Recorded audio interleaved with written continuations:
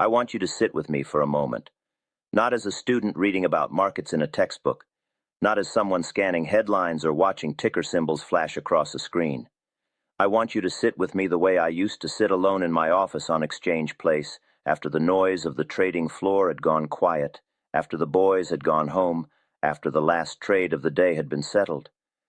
I want you to hear what nobody ever told me, what I had to learn the hard way, through ruin, through triumph, through ruin again. Because the most dangerous place a trader can stand is not in the middle of a losing streak. It is on the other side of 10 consecutive winning trades. That is where the real test begins. That is where most men, smart men, disciplined men, men who worked harder than most, collapsed without ever understanding why.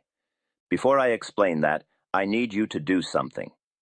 If you haven't already watched our earlier videos on this channel, particularly the ones on reading the tape, on the psychology of sitting still, and on why most traders confuse activity with progress, go watch those first.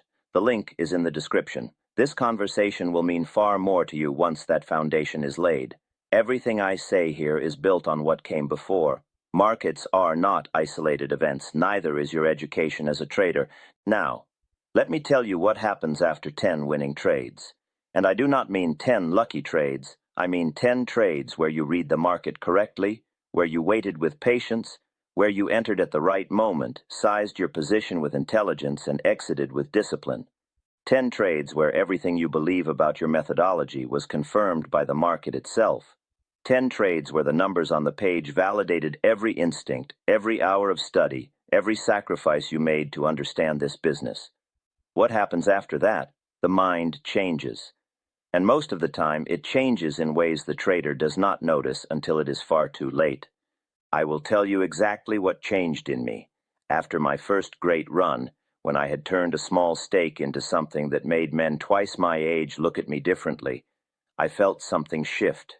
It was subtle. It was not arrogance in the loud, obvious way. It was quieter than that. It was a kind of certainty that settled into my chest like a stone. A feeling that I had now figured something out that the market owed me, that I had earned the right to be right, that the rules, the ones I had written for myself, the ones carved into my discipline through years of hard lessons, were now more like suggestions. Because surely a man who had just won 10 times in a row had moved beyond the need for such rigid boundaries. That is the lie. That is the most seductive, most destructive lie the market ever whispers to a winning trader, and it whispers it in your own voice, which is why you believe it so completely. Here is what I need you to understand about consistency in this business. 10 winning trades do not mean you have mastered the market. The market cannot be mastered. What 10 winning trades mean, if they were executed properly, is that you have successfully aligned yourself with the market's current condition. It means your methodology was suited to that particular environment. It means your discipline held long enough for the market to reward you. That is significant. That deserves recognition, but it does not change the fundamental nature of what you are dealing with. The market is not a relationship that rewards loyalty. It is not an institution that honors tenure. It does not remember what you have done for it. The moment you step into a new trade, you begin again at zero. I cannot stress this enough. And if you want to go deeper on this concept of starting fresh with every trade, we have an entire video on the channel about what I called the clean slate principle. Go watch it after this. The link is in the description. Because what I am about to tell you in this next section is going to require you to understand that principle at a bone-deep level. Also, before we go further, I want to tell you about something we created specifically for traders who are serious about doing this work properly. We have an ebook available called Thinking Like Jesse Livermore, Mastering the Market with Discipline, Patience, and Risk. The link is in the description of this video. That book is not a collection of trading tips.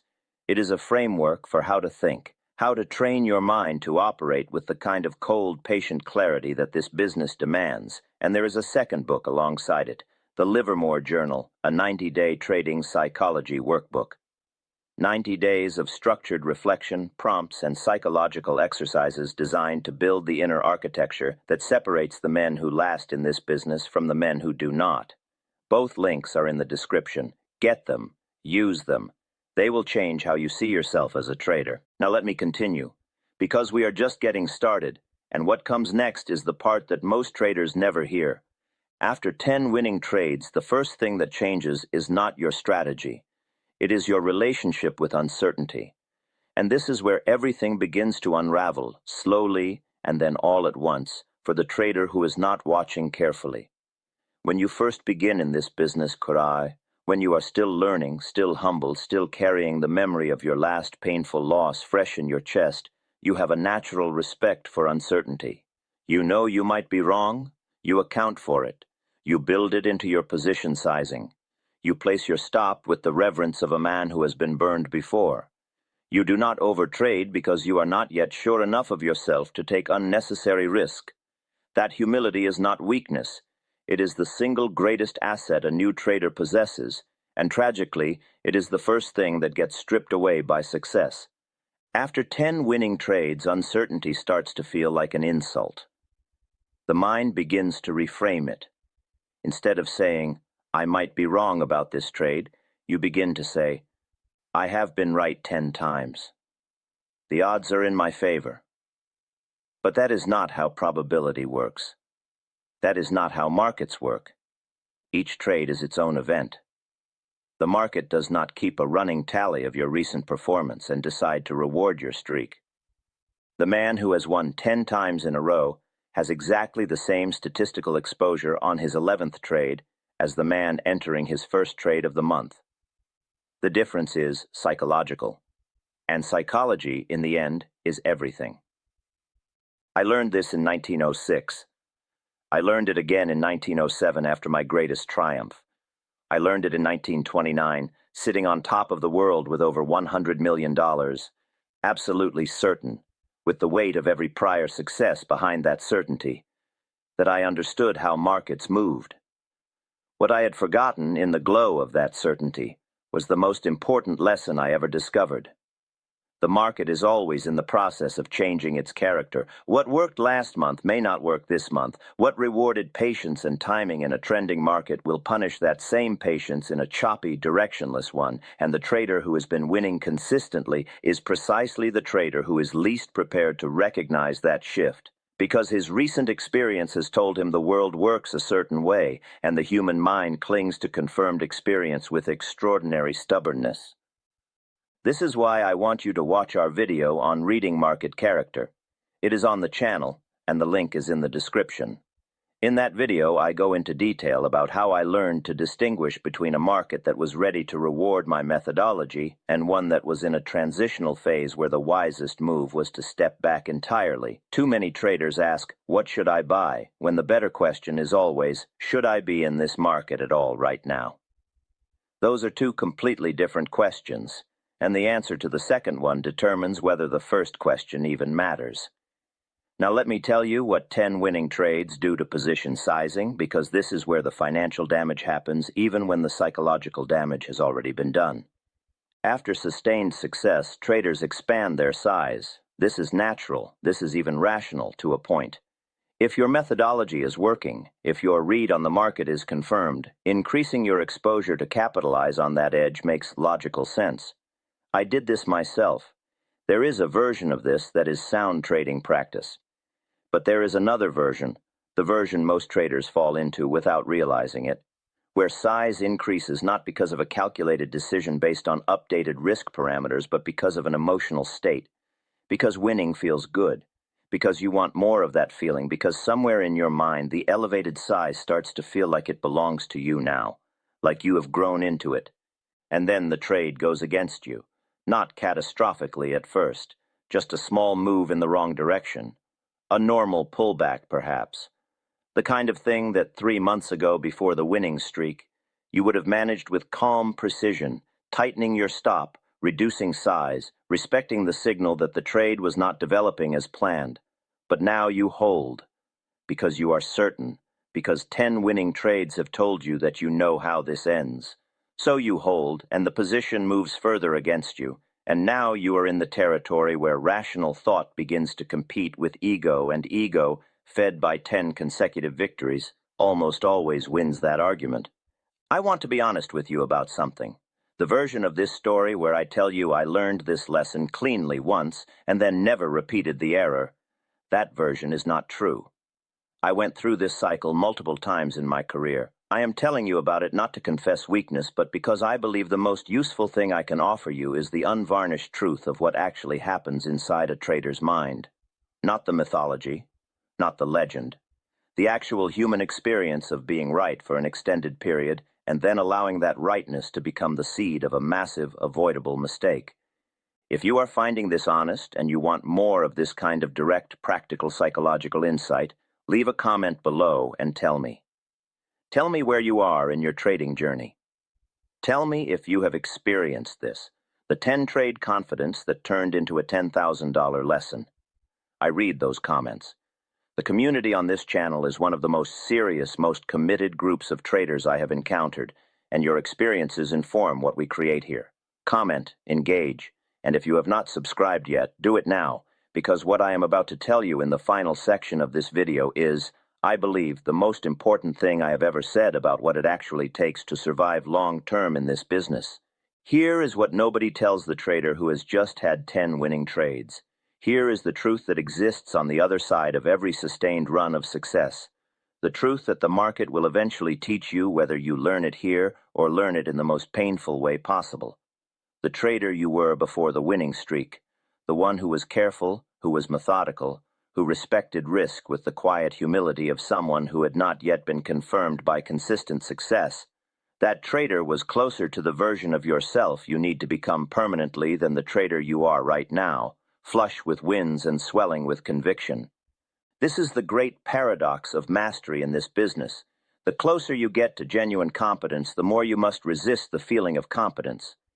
Because the market does not reward the feeling of mastery, it rewards the behaviors of mastery. And those behaviors, the patience, the discipline, the relentless honesty about what you do not know, are exactly the behaviors that success most aggressively erodes.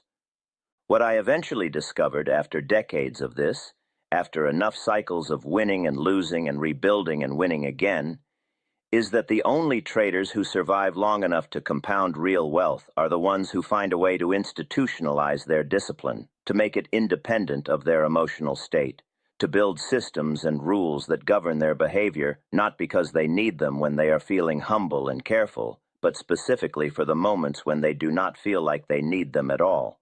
The rules must be strongest precisely when your confidence is highest, because that is when you are most at risk. Let me be specific about what this looks like in practice. After 10 winning trades, I developed a rule for myself, a hard rule, not a guideline, that I would reduce my position size on the 11th trade, not increase it, not because I expected to lose, not because I had lost confidence in my read of the market, but as an act of deliberate counter-psychology, as a way of reminding myself that the market had not changed its nature simply because I had been reading it correctly. As a way of keeping the size of my emotional investment proportionate to reality rather than proportionate to my recent emotional experience. I also developed what I called a cooling period. After any trade that resulted in a loss following a winning streak, regardless of the size of that loss, I would step away entirely for a minimum of 24 hours before re-entering the market. Not to grieve, not to analyze obsessively, but to allow the chemical reality of loss, the cortisol, the adrenaline, the reactive urgency to get it back, to clear from my system. Because the trader who enters the market within hours of a painful loss is not trading with a clear mind. He is trading with a wound. And wounded men make desperate decisions. And desperate decisions in the market are almost always expensive. I want to direct you to 2 resources at this point, and I am asking you to take these seriously. The first is our ebook, Thinking Like Jesse Livermore, Mastering the Market with Discipline, Patience, and Risk.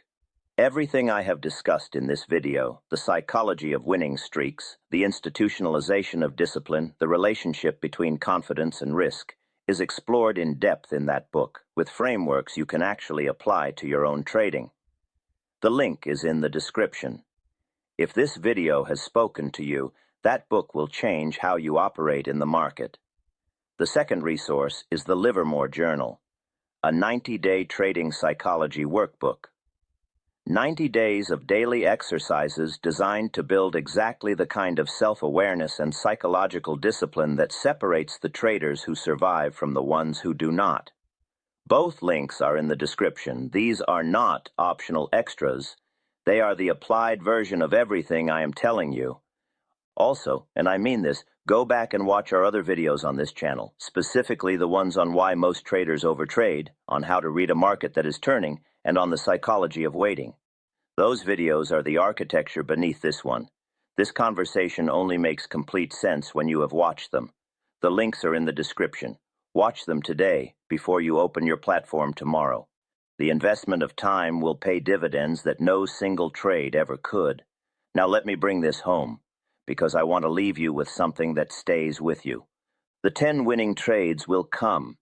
If you study this business with seriousness and patience, if you build a methodology grounded in reality rather than hope, if you learn to read market conditions rather than impose your will upon them, the 10 winning trades will come. And in that moment, you will feel something extraordinary. You will feel the market confirming your judgment. You will feel the validation of every hour you spent studying, every loss you absorbed and learned from, every moment of patience that paid off. That feeling is real. You will have earned it. But I am asking you, right now, before it happens, while you can still hear this clearly, to make a promise to yourself. Not to me, to yourself. A promise that when that moment arrives, you will not let it change who you are in the chair, that you will carry your discipline into your success the same way you carried it through your struggle, that you will remember this conversation and understand that the test was never really about whether you could win. The test, the real test, the one that determines whether this is a career or a cautionary tale, is whether you can win without losing yourself in the winning. The market gives generously to the prepared mind. It takes ruthlessly from the arrogant one. And the distance between those two states of mind is often nothing more than 10 consecutive winning trades and the choice you make on the 11th. Trade with your eyes open. Trade with your rules intact. Trade like someone who respects what they do not yet know, even when everything you do know seems to be working perfectly.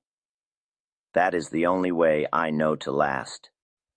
And lasting, staying in the game, compounding over time, surviving the inevitable storms, is ultimately what separates the great traders from everyone else. Now go watch our other videos. Leave a comment below. Tell me which of these lessons hit hardest for you. Your story might be exactly what another trader in this community needs to hear. And share this video with someone who is in the middle of a winning streak right now, because they need to hear this more than anyone. Both ebook links are in the description. Get them, use them, and I will see you in the next video.